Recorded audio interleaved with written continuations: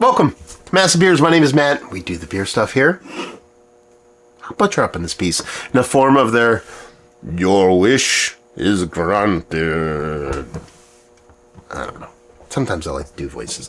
Yeah, what do we have going on here? We have this is a Citra and Nelson Sauvin Hop Double IPA with talks and notes of. Oh, look at how bad that label's printed. The offsetting on this thing is horrible. You can barely read it. It says here, bright citrus, white grapes, and fresh tropical. Front of this is printed. Nah, it's just off, man. That red on purple is just hard to see. So, I actually like the design. Just the printing on this. I deal with that every day, so it's something I can't not pay attention to. Yeah, Hop Butcher, they sent us off. What do we have a date on this? Come on now.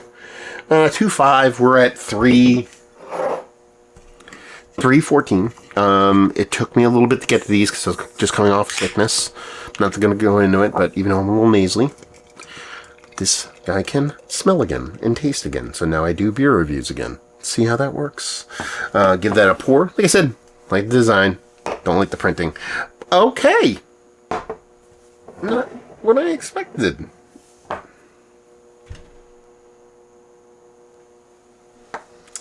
I'm not that Hop Butcher can't make these kind of beers, but that looks like kind of weird. And not necessarily... It looks like an old school double IPA, like a Midwestern double IPA, in the way it kind of looks, and is kind of almost like used like honey malt kind of vibes to it. It's weird because you just don't expect those kind of beers more often than not. I don't know. I'm not hating on it. I thought double IPA from Hop Butcher. Just assumed it was going to be hazy. This dude's perceptions ruining beer reviews. I do a lot of things ruin beer reviews, but you're looking at a slightly hazy, golden, almost like Belgian triple kind of look to it. The way this beer kind of comes off, it looks all the part of what you'd expect from Belgian triple. Soft little haze on it. Definitely not a hazy beer. Little kind of quarter pinky finger of white head, done and done. Give it a whirl. Head comes back with a plum. Love that word. Ooh, gave it a whirl. Big citrus notes from a distance. Let's give it a nose.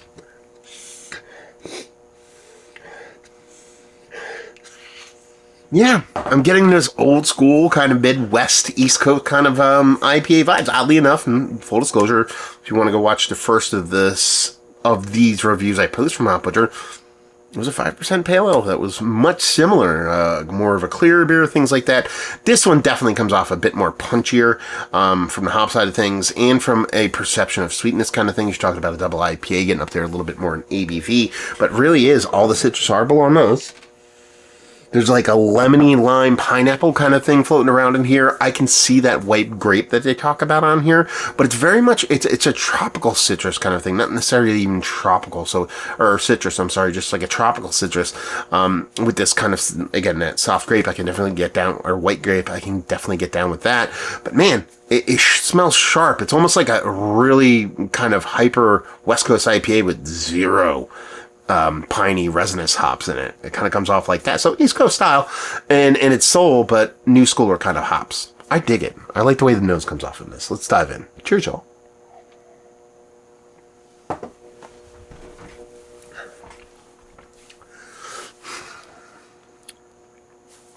I don't know.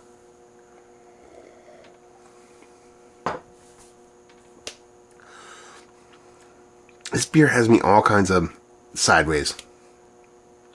It's a weird beer. That's a weird beer. So that white grape thing, 100%. Like, but there's also like a soft little bubblegummy note in it, which is just really weird. Now, that could be a stressor. That could be me confusing bubblegum with banana, and the banana is just a stress yeast byproduct. It's probably the case here. I doubt it's a yeast phenolic. There's a sharp bittering on the tongue, but very nondescript, very generic. There's not like a big, piney resin, and nothing of that. It's just a stark, sharp bettering. Thin body, but appropriate for what it looks like. It comes off very much as like a double, triple, like kind of West Coast IPA. Think like 90-minute-ish kind of vibe, mouthfeel-wise. You get that citrus, a little bit of sweet tropical kind of citrus vibes. I was talking about almost like a dash of like star fruitiness to it, to the citrus, where they're combined. A little bit of pineapple, and then that soft little bubblegum banana kind of combination. Oddly enough, man, I drank this blind. I honestly, with that little bubblegum banana combination, I think this is someone Belgian triple. Again, maybe I kind of seeded that thought in my brain and talking about the way it kind of looked. I'm not gonna lie to you. It's not like I'm going gaga for this beer, but I don't hate it either. It's just a weird beer. To drink this, do I even get to a double IPA? I think I talked myself into it, but because I have... Maybe it's like somebody's Belgian double IPA, like somebody, like a Belgian brewery tried a double IPA. That kind of vibe to it. Yeah, really unique beer, really weird beer. And again, if we were just cut down to brass tacks, because, I mean, it's not that complicated of beer. Kind of thinner mouthfeel for what you expect from just a double IPA. Soft carbonation, not too crazy. Sharp, nondescript bittering.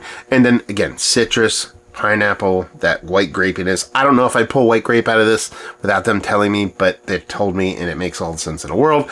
And then a little banana bubblegum kind of thing floating around in there. I drink this blind. Like I said, I think it's from a Belgian brewery, but knowing what it is, regardless of that even, is it Mount Rushmore status? No. Is it out of the conversation of a fun, tasty beer? Absolutely not. It's not the worst beer I've ever had by any stretch. It's not even a negative beer. It's just a really kind of mind-melting kind of beer that makes you think a little bit differently. I just don't know where to compartmentalize it in my brain. Let's put it this way. And this is probably the best way I could put it.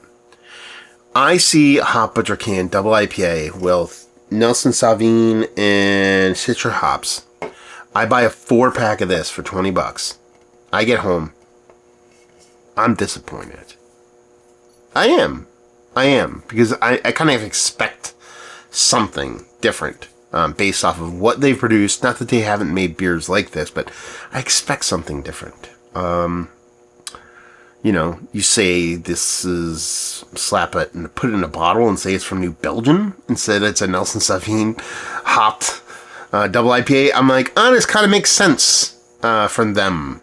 It's like weird. It's kind of like, is it a collab? No, it's not a collab. I was going to maybe it's a collab. But yeah, it's just a weird beer. Again, not a negative beer. Not a beer I'm upset I got to try. Just not something I expect, and just thrown for me for a little bit of a loop.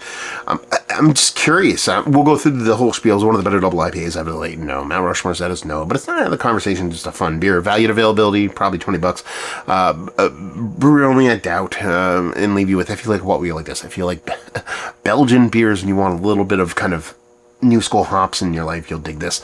What are your guys' thoughts on this? Have you had this? Was your experience markedly different?